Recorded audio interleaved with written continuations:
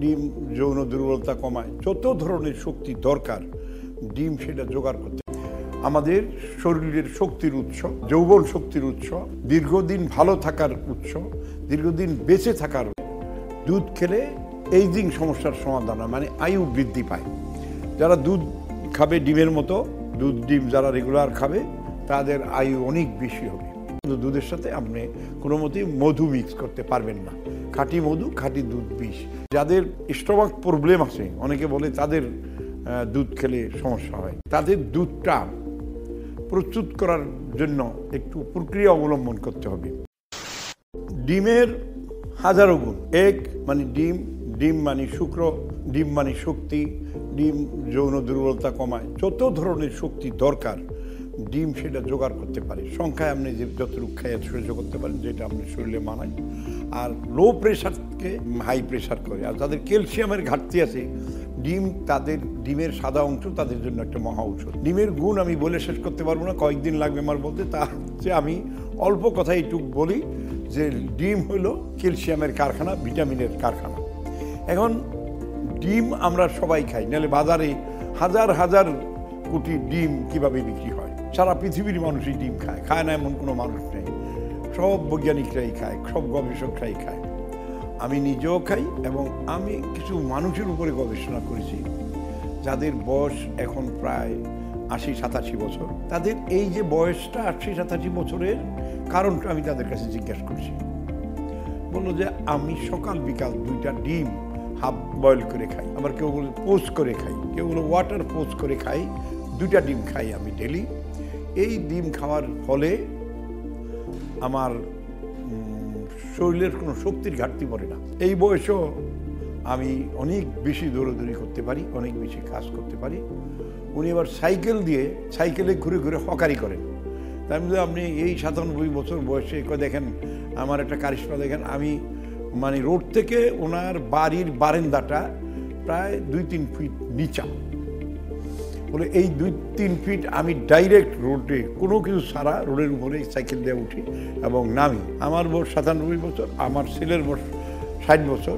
আমার ছেলেকে আমি বহুদিন বলছি কাকে আমি পারি না, কিন্তু আমি পারি, কারণ আমি 2টো করে ডিম খাওয়ার অভ্যাস করছি।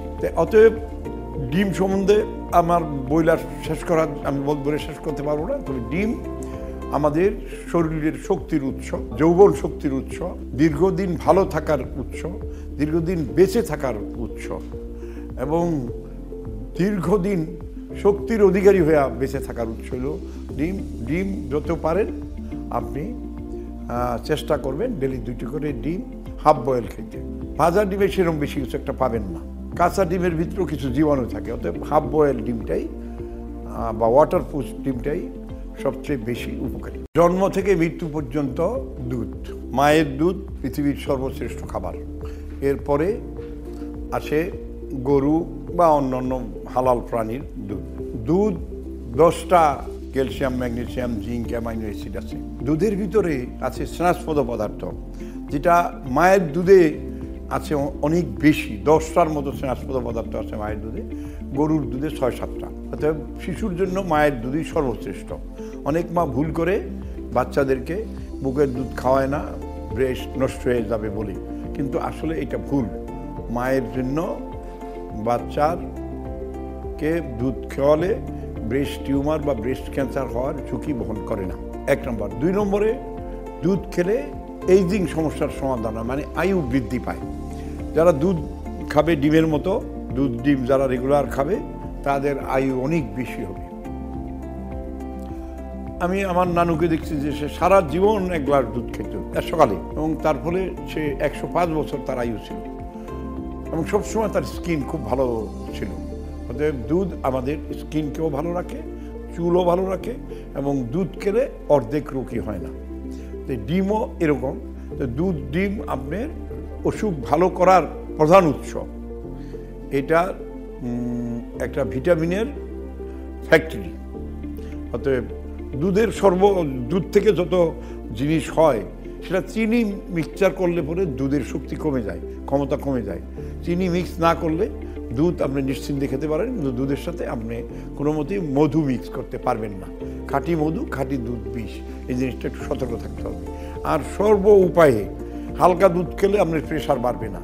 হালকা দুধ মানে অর্ধেক পানি অর্ধেক দুধ, মানে যেটাকে স্কিম মিল্ক বলি আর কি, সেই দুধটা বয়স বাড়লে, ডায়াবেটিস হলে, প্রেশার হলে তারা খেতে পারবে। যাদের স্টমাক প্রবলেম আছে, অনেকে বলে তাদের দুধ খেলে সমস্যা হয়। আসলে তাদের দুধটা প্রস্তুত করার জন্য একটু প্রক্রিয়া অবলম্বন করতে হবে। মাটির হাঁড়িতে দুধটা জাল করতে হবে এবং পাস্তরিত একটা জাল দিবে, তাহলে সেই দুধটা খেলে পেটে অসুখ হবে না। এরপরেও যদি দুধ খেলে কারো পেটে অসুখ হয়, তখন তারা সেই দুধের ভিতরে 2 চামচ অলিভ অয়েল ছেড়ে দিবে, অলিভ অয়েল মিক্স করে দুধ খাবে, তাইলে সেই দুধে কোনো ক্ষতি হবে না। আলহামদুলিল্লাহ, দুধ খান, দীর্ঘায়ু লাভ করেন। আমাদের প্রোগ্রামটাকে লাইক দেন, কমেন্টস করেন, সাবস্ক্রাইব করেন। আপনারা আমাদের এই প্রোগ্রামটা যত তাড়াতাড়ি, যত বেশি লাইক দেবেন, তত তাড়াতাড়ি আপনার কাছে এই প্রোগ্রাম পৌঁছে যাবে।